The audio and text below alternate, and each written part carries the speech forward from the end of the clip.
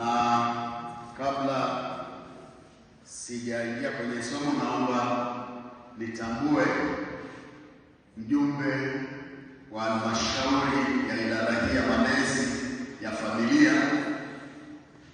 Sijui kama mnafahamu, katika level ya diocese yuko mahali hapa, na sasa tunaingia kwenye idara yake ya malezi ya familia. Ninaomba nimtambue shemeji yangu, naomba usimame. Inawezekana hawakufahamu. Huyu ni mjumbe katika halmashauri ya malezi na familia ya diocese. Makofi. Asante sana. Na hawa ndio wanaandaa haya ambayo tunawaletea sasa. Wapendwa watu wa Mungu, naomba tufungue kitabu cha Yoshua. Kitabu cha Yoshua sura ya kwanza. Kitabu cha Yoshua sura ya kwanza mstari wa 8. Yoshua sura ya kwanza mstari wa 8.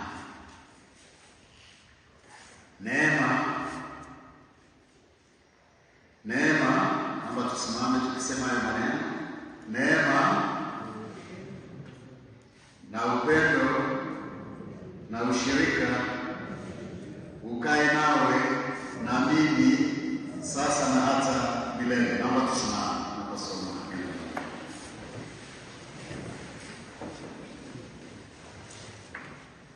Kitabu hiki cha Torati kisitoke kinywani mwako, bali atafakari maneno yake mchana usiku, mpate kuangalia kutenda sawasawa na maneno yote niliyoandika humu. Maana ndipo utakapofanikisha njia yako, kisha ndipo utakapostawi sana. Amen. Ndipo utakapostawi sana. Amen. Roho Mtakatifu uliye mwalimu mwema, tunalitukuza jina lako ewe Mungu wa mbinguni. Tunajua Bwana, bila wewe sisi hatuwezi. Tunaomba ewe Mungu Roho Mtakatifu, wewe ambaye unatufarakisha na kutusaidia na kutuelewesha neno lako, tunaomba Mungu tusaidie kulielewa, kulijua, kuliishi, na zaidi sana utukufu wako hadi utukufu ukaonekane katika maisha yetu. Katika jina la Yesu Mungu tunaomba na kushukuru. Amen. Bwana Yesu asifiwe. Naomba tukaombe. Ninamshukuru Mungu wa mbinguni, Mungu mwema aliyenipa nafasi hii ya kusimama mbele yenu, wapendwa washirika wa Peseko. Jina la Bwana libarikiwe. Ninashukuru wazee wa kanisa, namshukuru mchungaji, pia nashukuru baba mwinjilisti. Hatupendani sisi kwa sisi. Tunasema upendo, tupendane, na tunaimba hatupendani. Tuko kwenye bahari ya watoto. Tuko kwenye nini? Ule mkono umesemaje? Watu wako katika ile chorus. Unasemaje?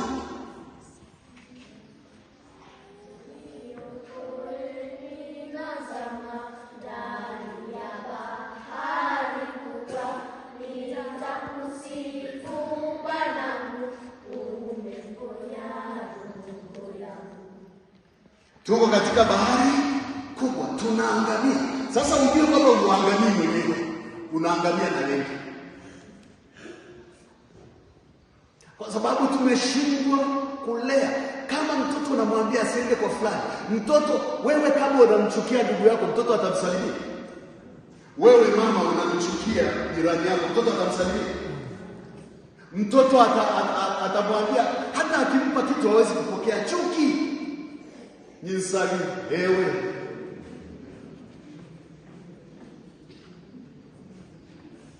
Asubuhi nikawaambia, zamani kulikuwa na kwaya moja. Kuna mchungaji mmoja alianzisha kwaya za mitaa. Nakumbuka. Wangapi mnakumbuka?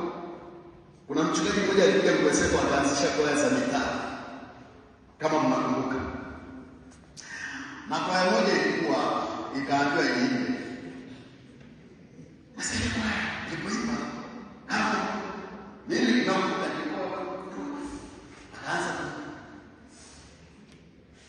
mtafuna mlichobanda, mtafuna mlichobanda, mlichobanda mtafuna.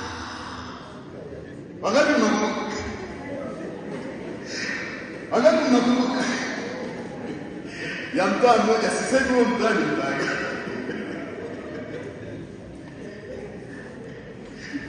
Mtafuna mlichobanda, mtafuna mlichobanda, mlichobanda mtafuna. Wakaambia mmekosea, mtafuna mlichobanda.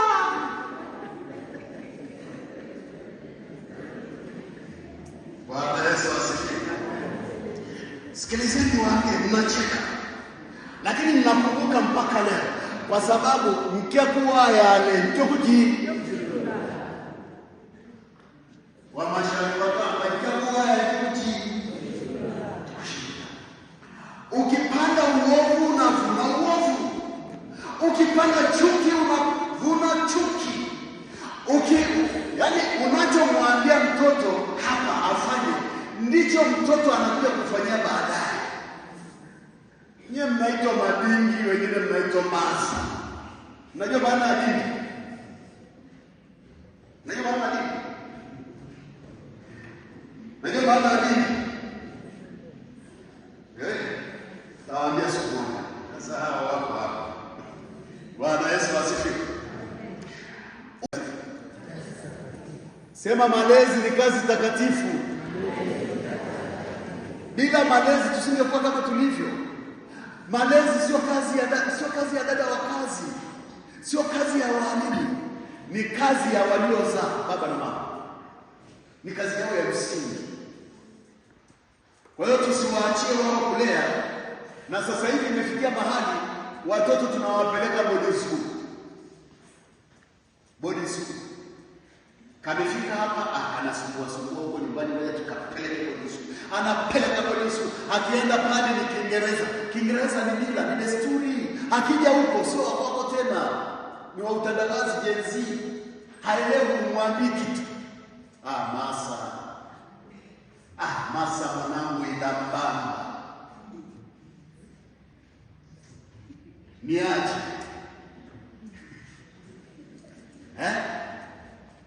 Haipo. Na kwa sababu desturi na tabia zetu zinabadilishwa na mtandao, ndio maana mtoto leo haelewi. Ni jana tu nimepigiwa simu na mama mmoja, anaambia, ninakuomba uongee na mtoto wangu, wewe ni mtumishi, uniombee vile vile, uniombee lakini uongee na mtoto wangu. Mtoto wangu anaamka asubuhi anaamka saa 5 saa 9. Wala anisalimii. Akiondoka anarudi saa 4 usiku saa 5. Mtoto. Nikamwambia, kwani si mtoto wako umemlea, uwe rafiki naye? Akaniambia, sasa hivi siwezi. Wala asalimii, wala ukienda wewe hata ni mgeni hata kusalimia. Hana mpango na wewe. Anatoka dadi, asalimii cha dadi wala cha masi. Utavuna ulichobanda. Unapanda wewe, halafu unataka mimi kuombea. Nikamwambia, ana miaka mingapi? 25. Mfanye rafiki yako. Jua, kaeni na watoto wenu jioni, mfanye sala, ule naye chakula jioni. Hamna muda wa kukaa na watoto kula nao chakula. Ukirudi huko enjoy. Sikulia. Mama ndio analea. Tunatakiwa tulee na kukuza. Tumeachia akina mama peke yao kuhangaika na watoto. Akina baba, kaeni na watoto wenu, kuleni nao chakula, na wakati mwingine hata au ukitoka na mtoto wako wa kike ufahamu. Leo hakuna cha mtoto wa kike, hakuna cha mtoto wa kiume. Baba, tuwe na tabia ya kukaa na watoto, kuongea nao kama marafiki. Sasa hivi ni Gen Z brother. Kaa na mtoto wako kama rafiki. Hakuna tena cha kushurutisha hakuelewi. Kwa hiyo ni muda wa kukaa na watoto vizuri. Na watoto wanafurahi kukaa na wazazi wao. Lakini usiwe simba, ukifika nyumbani mtoto ameshatulia. Kesho na kesho kutoka anapata tena. Na watoto wana akili kuliko sisi. Kitaka kujua ana akili kuliko sisi, mpe simu. Bwana Yesu asifiwe. Bwana Yesu asifiwe. Bwana Yesu asifiwe.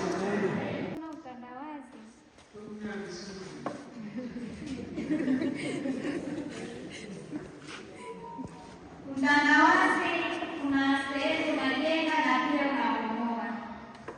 Kwa mfano, pale ambapo unatumia simu vibaya, unakujenga, unakosa nidhamu kwa watu ambao ni wakubwa zako. Mtu unakuwa huna nidhamu. Pia utandawazi unachangia kwa njia hiyo. Kuporomoka kwa maadili pia. Mtu hauna tabia njema, unampita mkubwa wako kama vile yani kumuoni. Hiyo ni pia inachangia kuporomoka kwa maadili. Unakuwa huna maadili mazuri na watu wengine, ushirikiano mzuri na watu wengine. Hiyo pia tunaona inachangia.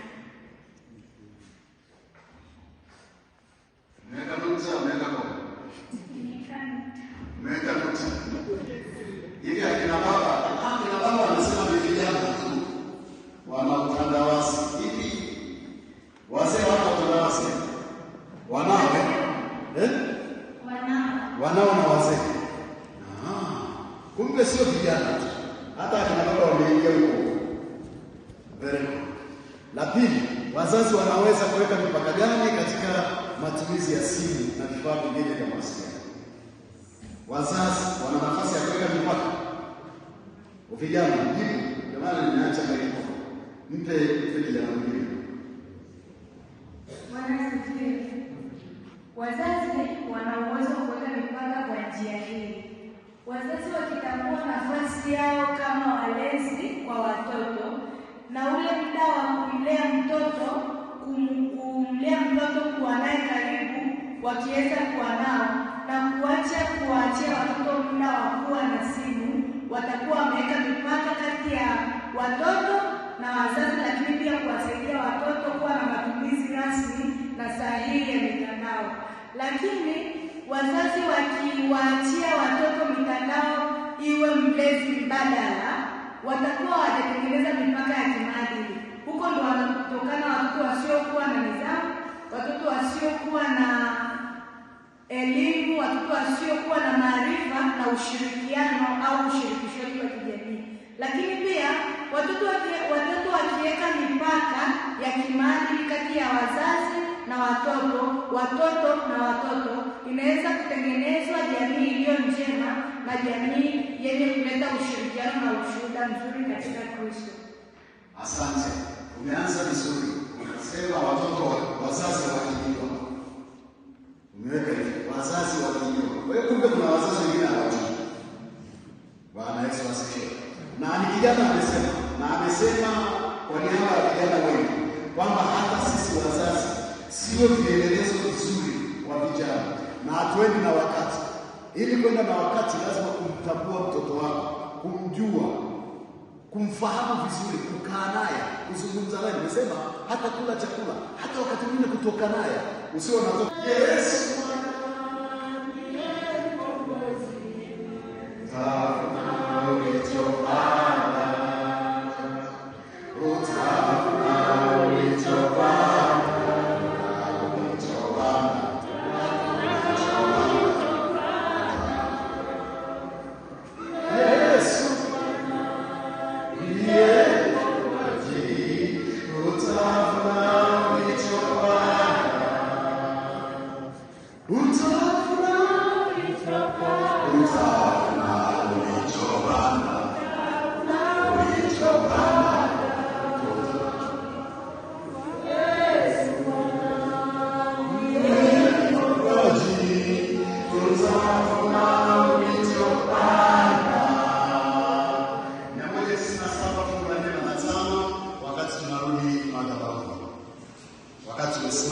rafiki wa dunia, mali zitapotea. Mwenzi wako mwaminifu atakaa kwa mpenziwe. Mtu kama na